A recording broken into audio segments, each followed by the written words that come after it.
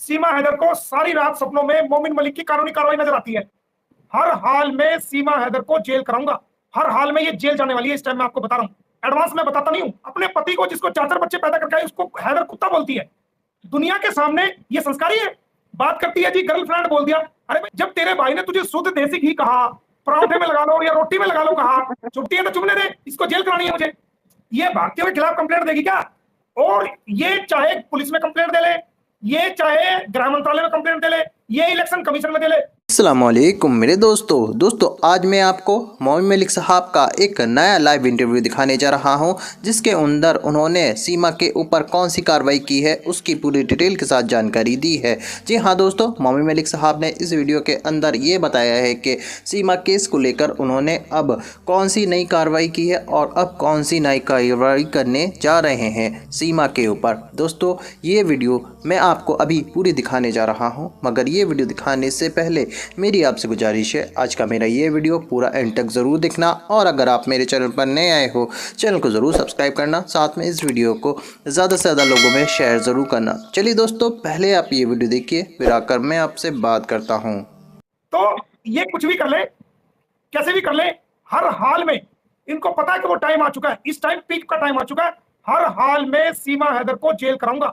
हर हाल में ये जेल जाने वाली है। इस टाइम मैं आपको बता रहा हूं, एडवांस में बताता नहीं हूं, लेकिन मैं आपके चैनल पे बता रहा हूं, इसका टाइम आ गया है। ये जेल जाएगी। जितना फड़फड़ाना था, जितना इसने इल्जामबाजी लगानी थी, जिसने वीडियो बनानी थी, जिसने देश को गुमराह करना था, झूठ फैलाना था, और अपने पति को, जिसको 4-4 बच्चे पैदा करके आई, उसको हैदर कुत्ता बोलती है।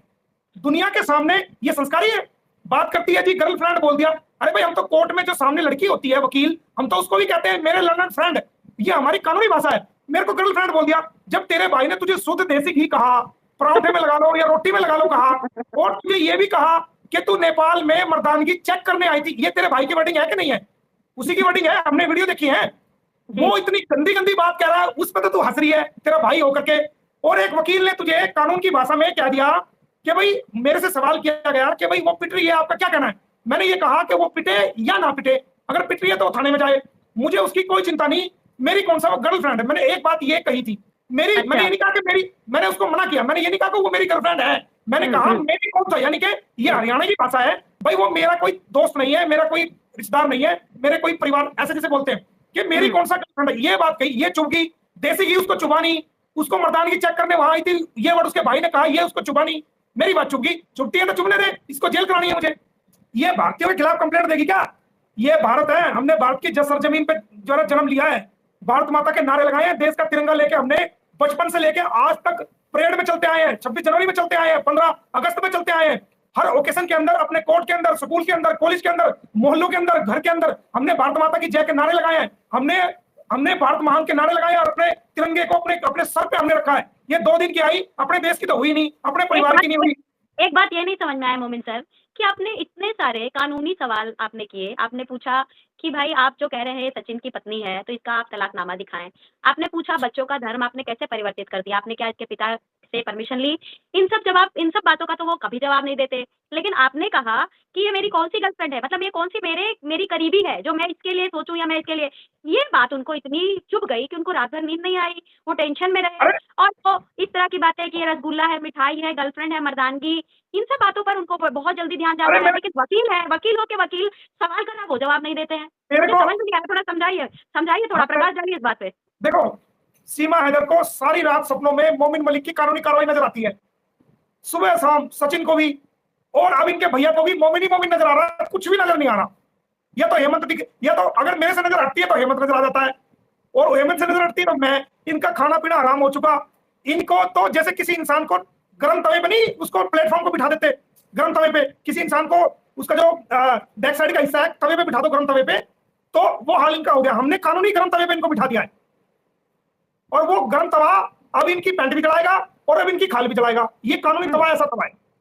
हमने अपनी कार्रवाई को कर दिया है, और ये चाहे पुलिस में कंप्लेंट दे ले, ये चाहे गृह मंत्रालय में कंप्लेंट दे ले, ये इलेक्शन कमीशन में दे ले, इसका जहां दिल करे इसको, इसका आगा और हमारा पीछा, हम इसके जाना पीछे पीछे हैं। ये जहां मर्जी जो मर्जी कर ले, हर हाल में इसको कानून की तरीके से, इसको कानूनी तरीके से इसको सजा दिलाएंगे। जो इसने ऑफेंस किया है उसके अकॉर्डिंग इसके खिलाफ कानूनी कार्रवाई कर रहे हैं, और आगे भी करेंगे। और माननीय न्यायालय ने हमारे तमाम केसेस को सुनने के बाद जो है वो आदेश पारित किया है, इनको नोटिस जारी किया है, और माननीय न्यायालय की कार्रवाई को कोई भी डिपार्टमेंट, चाहे वो इलेक्शन कमीशन है, चाहे वो गृह मंत्रालय है, चाहे जो मर्जी है, माननीय न्यायालय की कार्रवाई को कोई डिपार्टमेंट रोकने की ताकत नहीं रखता, ना उनको पावर है। सर्वोच्च जो है वो हमारे देश में माननीय न्यायालय है। विधायिका, कार्यपालिका और न्यायपालिका, ये तीन सिस्टम है देश को चलाने के लिए। विधायिका कानून बनाती है, न्यायपालिका और जो कार्यपालिका है वो उस पर अमल करती है, और न्यायपालिका उसको इंप्लीमेंट कराती है। तो सर्वोच्च जो मानी गई है वो इंटरफेयर नहीं होता न्यायपालिका में, ना कार्यपालिका इंटरफेयर है, ना विधायिका का इंटरफेयर है। सर्वोच्च जो फैसले माने जाते हैं वो हमारे देश के न्यायपालिका के माने जाते हैं। 9 मुकदमे न्यायपालिका में पेंडिंग है, और आज भी बहुत बड़ी कार्रवाई हुई है, लेकिन मैंने बताया नहीं क्योंकि मेरे पास मुझे ऑर्डर मिलने थे। आज वो ऑर्डर नहीं मिल पाए, मुझे कल या परसों तक मिल जाएंगे, जो मैं आपको एक चौंकाने वाली खबर दूंगा कि माननीय न्यायालय ने क्या ऑर्डर पास किया है, इनको पता लग जाएगा। भाई उसके से रिलेटेड जब भी आप सवाल करते हैं तो उसका जवाब देने के बजाय ये 1 साल पहले का राष्ट्रपति, महामहिम राष्ट्रपति की चिट्ठी खोलकर बैठ जाते हैं। ये उसमें बताते हैं कि हमने थोड़ी ना इसका धर्म परिवर्तित करवाया है। ये तो उस दिन देखिए 2 तरह का स्टेटमेंट आया, सुनिए 2 तरह का स्टेटमेंट आया। उस दिन भी आया धर्म को लेकर, आज भी आया धर्म को लेकर। उस दिन ये कहते हैं कि 1 साल पहले इसने याचिका दायर की थी जिसमें इसने लिखा था कि मैं फलाना फलाना, इससे शादी करने के बाद मैं भी हिंदू हो गई हूँ और बच्चे भी हो गए हैं, उनको अडॉप्ट कर लिया। आज इसका नया स्टेटमेंट आ रहा है कि ये यहाँ थोड़ी हुई है, ये तो पाकिस्तान में ही सनातनी हो गई थी। तो स्टेटमेंट तो इनका वैलिड हो रहा है ना, हर दिन नया स्टेटमेंट। और मुझे लगता है इसलिए हो रहा है क्योंकि आपने बिल्कुल दुख सीरत पे आपने बिल्कुल तीर मार दिया है इनके। क्योंकि सबसे बड़ी बात कि किसी इस्लाम धर्म के बच्चे जो पाकिस्तान से आए हैं उनको यहाँ लाकर जबरदस्ती उनको कहना कि तू आज से हिंदू है, तब जब लड़का है वहाँ का जो रीति रिवाज है इस्लाम में, जब बच्चा लड़का पैदा होता है सब कुछ उसका हो चुका है, अब उसको कह रहे हैं कि तुम सनातनी हो गया। इसको लेकर जब सवाल उठ रहे हैं तो ये उससे बचने के लिए कह रहे हैं मैं थोड़ी बोला हूँ, ये तो सीमा हैदर याचिका लगाई, मैं थोड़ी बोला हूँ ये तो, और कह रहे हैं सीमा सनातनी हो गई है तो सब लोगों को दिक्कत होती है, जय श्री राम बोलती है सब लोगों को दिक्कत होती है। अरे सर, हर बात पे गालियां देगी, जय श्री राम बोल देगी, कुछ भी करतूत करेगी, जय श्री राम। हम सवाल करेंगे कहेगी जय श्री राम। तो जय श्री राम क्या की एक प्रोटेक्शन का वो तरीका है क्या कि माँ बहन की गाली निकालते रहो, ठुमके लगाते रहो, सब कुछ करते रहो, जय श्री राम बोलते रहो, सारी गलती खत्म। वो कैमरे देखो, वो कैमरे के सामने जय श्री राम कहती है और बिना कैमरे के वो अल्लाह अकबर कहती है, ठीक है ना? बिल्कुल कहती होगी, बिल्कुल। क्योंकि देखिए देखिए देखिए मेरी बात सुनिए, उसका जन्म जो इस्लाम धर्म में हुआ, उसकी बचपना इस्लाम धर्म में गया, उसकी जवानी इस्लाम धर्म में हुई, और उसकी शादी इस्लाम धर्म में हुई, और उसके बच्चा जब पैदा हुआ उसकी खतना भी हुई, वो भी इस्लाम धर्म के मुताबिक हुई, ठीक है? और उनकी बेटियों के नाम इस्लाम धर्म के मुताबिक है। और आपको मैं बता दूं, जब ये नेपाल में आई थी, जब पहली बार नेपाल में आई थी, तो जब इसने पाकिस्तान से नेपाल का वीजा लेने के लिए एप्लीकेशन दी थी, उस एप्लीकेशन में एक जो है कॉलम होता है कि आप किस धर्म से ताल्लुक रखती हैं या किस मजहब को मानती हैं। उस कॉलम के अंदर इन्होंने लिखा था कि मैं इस्लाम धर्म को मानती हूं और मैं मुस्लिम हूं। जो नेपाल हाई कमीशन में इसका डॉक्यूमेंट है, मैं गया था नेपाल हाई कमीशन से, मैंने सारा बायोडाटा वहां से ले लिया है। तो उसके अंदर वो कोर्ट में हम देंगे, उसके अंदर लिखा हुआ है मैं इस्लाम धर्म को मानती हूँ और मैं मुस्लिम हूँ। जब इसने नेपाल में वीजा लिया था, वो अभी 8-9 महीने पहले की बात है। फिर जब ये दोबारा आई बच्चों को लेकर के, तो जो बच्चों का वीजा एप्लीकेशन इसने अप्लाई किया नेपाल का वीजा लेने के लिए और अपना वीजा लेने के लिए, उसके अंदर कॉलम था कि आप किस धर्म से संबंधित हैं। उसके अंदर एक कॉलम था, उसमें लिखा हुआ था कि मैं इस्लाम धर्म से संबंधित हूं और मैं बाई बर्थ मुसलमान हूं। इसके पासपोर्ट के अंदर एक कॉलम होता है, पाकिस्तानी जितने भी पासपोर्ट हैं उसके अंदर एक कॉलम होता है कि आप किस रिलीजन को मानती हैं। तो इसके पासपोर्ट के 2 पासपोर्ट है इसके पास, दोनों पासपोर्ट के अंदर इस्लाम धर्म लिखा हुआ है। जब 4 साल पहले इसने वहां धर्म चेंज किया था, तो अपने पासपोर्ट के अंदर धर्म चेंज क्यों नहीं करवाया? आप बताओ, बच्चों के अंदर धर्म चेंज क्यों नहीं करवाया? और जो आपने वीजा लिया नेपाल की एम्बेसी से, वहां आपने हिंदू धर्म क्यों नहीं लिखा? वहां आपने सचिन की वाइफ क्यों नहीं लिखा? ये फंस चुकी है, अपनी स्टेटमेंट में ही फंस चुकी है। ये एपी सिंह सिर्फ अपनी गर्दन बचा रहा है कि किसी तरह मैं सीमा को फंसा दूं और खुद बच जाऊं। इससे स्टेटमेंट जारी करा रहा है कि तू ये बोल दे, इसको पता ना कि एसीबी जांच कर रहा है, इसको ये पता है कि इसको ये बोलेगी कि जी मैं तो वहीं मुसलमान हो गई थी। अगर ये वहां मुसलमान हो जाती, वहां पर हिंदू हो जाती, वहां पर पाकिस्तान में, तो इसके ऊपर आपको पता है कि जो इसके अड़ोसी पड़ोसी कोई तो कहता कि ये मुसलमान हो गई थी, या कोई तो डॉक्यूमेंट लेके आती कि ये हिंदू हो गई थी। तो ये पूरा झूठ बोल रही है सिर्फ एपी सिंह, इसको तो कानूनी समझ है नहीं, ये तो भैया भैया करती है। और भैया इसकी कबर खोदने पे लगा हुआ है, भैया इसको जो है जिंदा जी मारने पे लगा हुआ है, इससे गलत बयानी करा रहा है, इसको फंसाने की कोशिश कर रहा है। तो ये जो है टोटल मिला के बात ये है कि ये इससे स्टेटमेंट इसलिए करवा रहा है ताकि ये बच जाए। कोई धर्म परिवर्तन इसने वहां नहीं किया, यहां किया है। एक तरफ तो कह रही है कि मैंने जी 4 साल पहले धर्म परिवर्तन किया था, एक तरफ ये एक सर्टिफिकेट दिखा रही है, जी ये देखो मैंने धर्म परिवर्तन का ये सर्टिफिकेट है, मैंने इसकी वीडियो में देखा। तो एक तरफ तो कह रही हो कि यहाँ मैंने धर्म परिवर्तन किया, ये सर्टिफिकेट है, दूसरी तरफ कह रही है 4 साल पहले।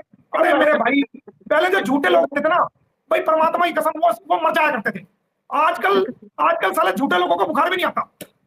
सर मोमिन सर, ये बताइए कि मुझे जो लग रहा है, आप प्लीज इसको करेक्ट करिए कि ये जो धर्म परिवर्तन वाला जो चक्कर है, यही सबसे बड़ा कारण है कि इनकी बिल्कुल पतलून गीली हो गई है, क्योंकि हर दिन स्टेटमेंट आ रहा है इसको लेकर। नोएडा पुलिस को पता नहीं क्या? नोएडा पुलिस इसके बारे में जानती नहीं है क्या?